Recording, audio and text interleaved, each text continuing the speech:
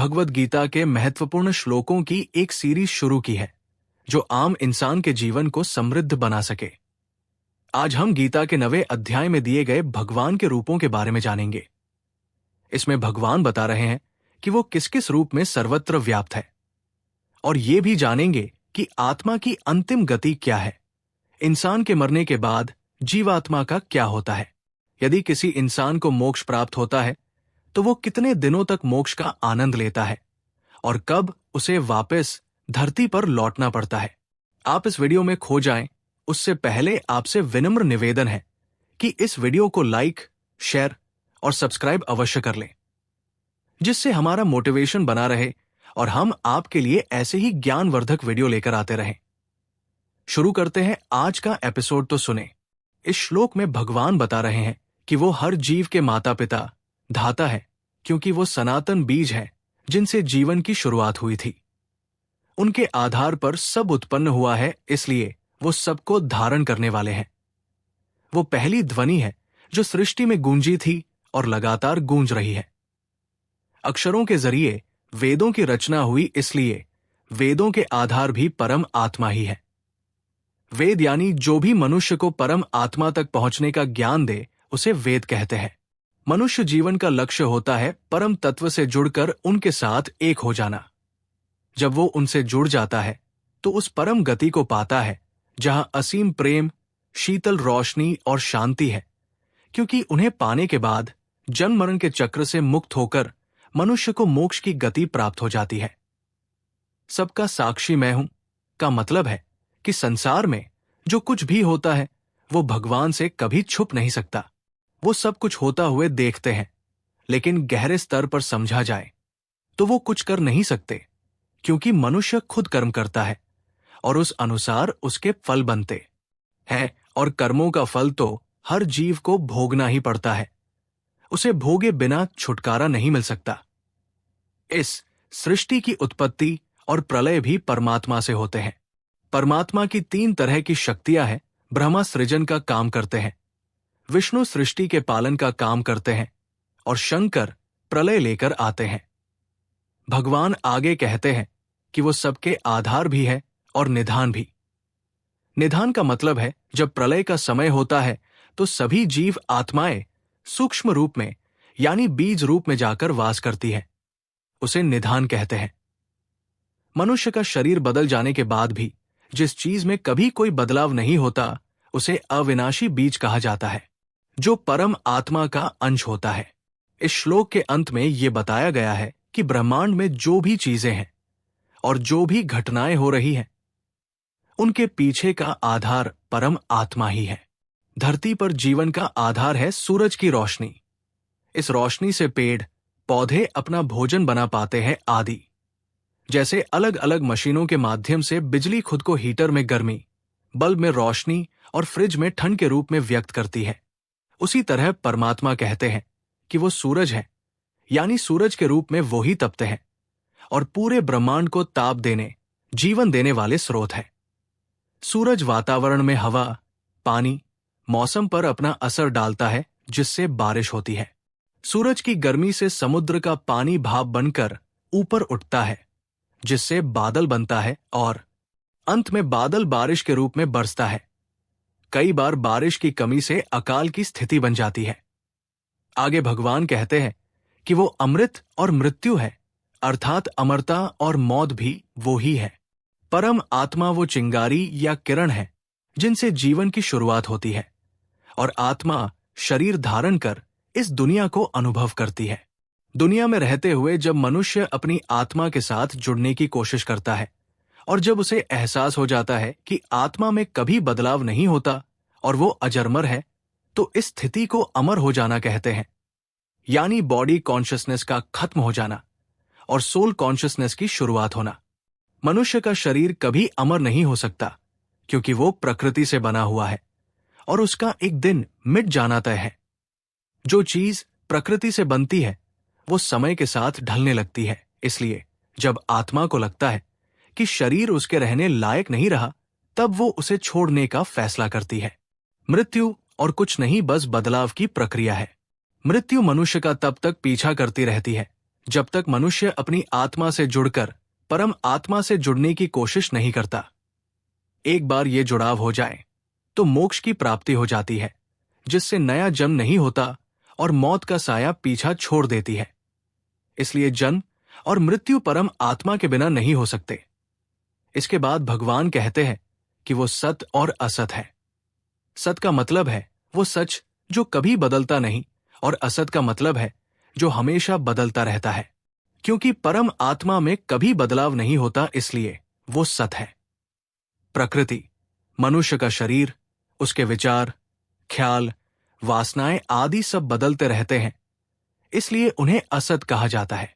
श्री कृष्ण बोले, तीनों वेदों के ज्ञाता सोम रस पीने वाले पाप रहित पुरुष यज्ञों द्वारा मुझे पूजकर स्वर्ग लोक के लिए प्रार्थना करते हैं।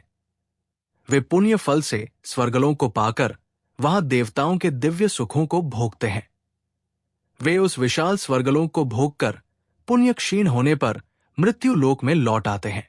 इस प्रकार तीनों वेदों के धर्म का पालन करते हुए और भोगों की कामना करने वाले पुरुष बार बार आवागम को प्राप्त होते हैं। जो भक्तजन अनन्य भाव से मुझ परमेश्वर का निरंतर चिंतन करते हुए निष्काम भाव से भजते हैं, ऐसे नित्य युक्त साधकों के योगक्षेम को मैं स्वयं वहन करता हूं। हे अर्जुन, श्रद्धा से युक्त जो सकाम भक्त दूसरे देवताओं को पूजते हैं, वे भी मुझको ही पूजते हैं, किंतु उनका वो पूजन अविधि पूर्वक अर्थात अज्ञान पूर्वक होता है। मैं ही सब यज्ञों का भोक्ता और स्वामी हूं, परंतु वे मुझे तत्व रूप से नहीं जानते, इसलिए नीचे गिरते हैं। देवताओं को पूजने वाले देवताओं को प्राप्त होते हैं, पितरों को पूजने वाले पितरों को प्राप्त होते हैं, भूतों को पूजने वाले भूतों को प्राप्त होते हैं, और मेरा पूजन करने वाले भक्त मुझको ही प्राप्त होते हैं। इसीलिए मेरे भक्तों का पुनर्जन्म नहीं होता। अर्थ, इस श्लोक का भाव यह है कि भक्त भगवान को अलग अलग तरीकों से मानते हैं और पूजा के अलग अलग तरीकों का पालन करते हैं। मनुष्य जिस भी रूप में उनकी पूजा करते हैं, परमेश्वर उनकी प्रार्थनाओं का फल जरूर देते हैं। जो मनुष्य वेदों को पढ़कर ज्ञान हासिल करते हैं, जो ज्ञान मार्ग से आत्मा को अनुभव करने की कोशिश करते हैं, वो अनुष्ठान और यज्ञों के द्वारा मौत के बाद स्वर्ग के सुखों को पाने की कामना करते हैं। अब यहां दो बातें समझने वाली है कि ऐसे मनुष्य किसी चीज की कामना करते हैं, यानी इच्छा फल को जन्म देती है। दूसरा, उनके साधना के संस्कार चित्त में इकट्ठा हो जाते हैं, अर्थात उन्हें मुक्ति नहीं मिलती। ऐसे मनुष्य कर्म से बंधे होते हैं, क्योंकि उनमें अभी भी कुछ पाने की इच्छा जगी रहती है। उनके अहंकार और अज्ञानता का नाश नहीं हुआ होता है, जिस वजह से जब उनके सभी पुण्य फल खत्म हो जाते हैं तो वो दोबारा शरीर धारण कर धरती पर लौट आते हैं। अगर मनुष्य स्वर्ग के सुखों को भोगने की कामना करे तब भी वो उसे मिल तो सकता है, लेकिन वो इस नश्वर अस्तित्व में तब तक लौटते रहेंगे जब तक वो जीवन के असली लक्ष्य को समझ नहीं लेते। मनुष्य जीवन उस अपूर्ण या इम्परफेक्ट प्रकृति से, जिससे मनुष्य बना है, आत्मा की दिव्य प्रकृति तक विकास करने का अवसर देती है। अब भगवान उनकी बात कर रहे हैं जो बिना किसी कामना के अनन्य भाव से परम आत्मा को याद करते हैं। जिस मनुष्य के चित्त, मन, विचार में सिर्फ परम पिता की याद हो, उसे भक्त कहा गया है। भक्तों में अहंकार नहीं होता, बल्कि उनका मन पूरी श्रद्धा और समर्पण के भाव से भरा रहता है। वे सिर्फ ब्रह्मांड के आधार परम आत्मा पर ध्यान लगाते हैं। जो मनुष्य अपनी आत्मा के साथ जुड़ जाते हैं, तो भगवान कहते हैं कि उनकी साधना का फल कभी नष्ट नहीं होता, उसकी हमेशा रक्षा होती रहती है और वो खुद उसकी रक्षा करते हैं। क्षेम का मतलब है परम आत्मा के साथ एक हो जाना, यानी योग के द्वारा मोक्ष मिल जाना। इस श्लोक का भाव यह है कि भगवान अपने भक्तों की सभी चिंताओं और बोझ को अपने ऊपर ले लेते हैं। जब मनुष्य अपने आप को पूरी तरह से भगवान को समर्पित कर देता है, तो वो उसके सभी दुखों को सहन करते हैं। वो उसे बचाने के लिए अपनी कृपा दृष्टि और आशीर्वाद बनाए रखते हैं। जो लोग उन्हें पूरे मन, हृदय और आत्मा से प्रेम करते हैं, उन्हें भगवान अपने संरक्षण में ले लेते हैं। अक्सर जब मनुष्य देवताओं की पूजा करता है, तो वो बदले में उनसे कुछ मांगता है उसकी आराधना में कोई न कोई इच्छा छुपी होती है। ऐसे भक्तों के लिए कहा गया है कि वो गलत तरीके से पूजा करते हैं, क्योंकि पूजा वो जरिया है जहां एक और आत्मज्ञान और मुक्ति पाई जा सकती है। मनुष्य जीवन की आम चीजों जैसे सेहत, दौलत आदि पाने के लिए प्रार्थना करता है। इस अज्ञानता के कारण वो अपनी अधूरी ख्वाहिशों को पूरा करने के लिए दुनिया में वापस जन्म लेकर आ जाता है, अर्थात परम आत्मा को प्राप्त नहीं होता, बल्कि जन्म मरण के चक्र में घूमता रहता है। इस श्लोक में यह भी समझाया गया है कि आखिर ये तरीके गलत क्यों हैं। असल में पूजा, हवन, यज्ञ आदि से मिलने वाले पुण्य फलों को भोगने के लिए मनुष्य स्वर्ग जाकर वहां के सुखों का आनंद तो लेते हैं, लेकिन जब वे पुण्य फल खत्म हो जाते हैं तो उन्हें दोबारा इस नश्वर संसार में लौटना पड़ता है। ये विधिया इसलिए गलत है क्योंकि इसमें मनुष्य परम आत्मा की सीमित शक्ति का आह्वान करता है और उसे उनकी अनंत महिमा का एहसास नहीं होता।